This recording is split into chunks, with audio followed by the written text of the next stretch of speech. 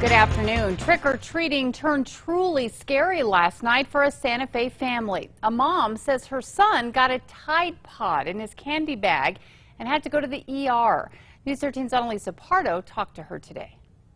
Halloween night quickly went from fun to frightening for Santa Fe mom Giselle Rascon. We freaked out. We were like, well, what kind of people do this? I never thought this would happen to us. After a night of taking her kids trick-or-treating in this subdivision off Agua Fria Street in Santa Fe, she heard her 3-year-old gasping for air in the other room. We picked him up and we realized he was like spitting out some liquid out of his mouth, and he had it like on his clothes. And that's when we realized he had a Tide Pod in his hand. Rascon rushed her son to the hospital where they took vitals and called poison control. He was okay.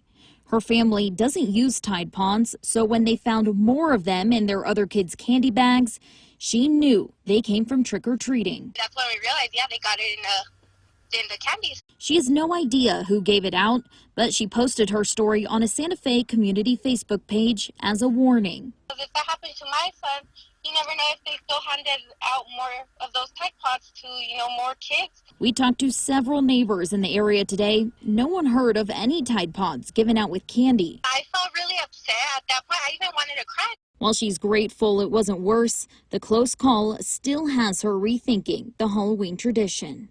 I don't know how I feel about going trick-or-treating next year. Annalisa Pardo, KRQE, News 13. Rascon says she is considering filing a police report so officers will have it on their radar next year. Well, a quiet, mild day